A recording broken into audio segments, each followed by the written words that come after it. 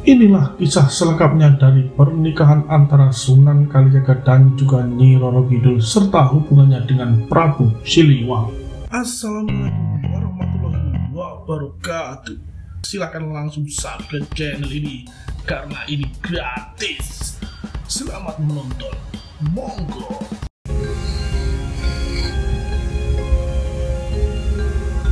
Sunan Kalijaga diutus untuk meminjam senjata berupa tombak milik Ratu Pantai Selatan Nyi Roro Kidul.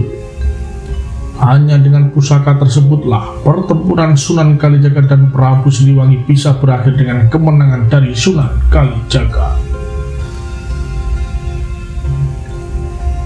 Sesampainya di pantai selatan, permintaan Sunan Kalijaga ditolak oleh Nyi Roro Kidul karena ia tidak membawa bukti langsung dari Sunan Gunung Jati. Karena merasa tidak mendapatkan hasil, maka Sunan Kalijaga membawa Nyi Roro Kidul untuk menghadap Sunan Gunung Jati. Di hadapan Sunan Gunung Jati, Nyi Roro Kidul merasa malu karena ia tahu bahwa sang Sunan pasti bisa membaca pikirannya. Wahai putri Prabu Siliwangi, hanya engkaulah yang mampu mengalahkan kesaktian ayahmu. Maka dengan segala hormat, pinjamkanlah Kalijaga tombak pusakamu, kata Sunan Gunung Jati pada Nyi Roro Kidul.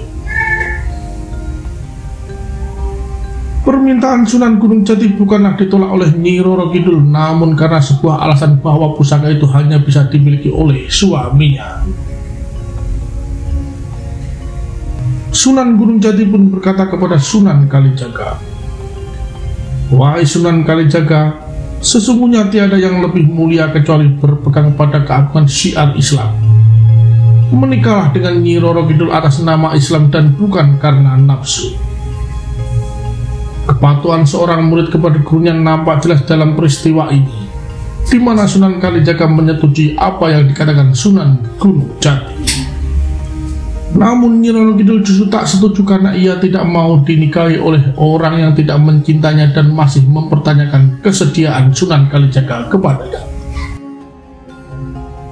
Nyi Roro Kidul pun mencoba menguji kesetiaan Sunan Kalijaga, mencarikannya tasbih kejubung wulung yang didapatkan dari Laut Merah.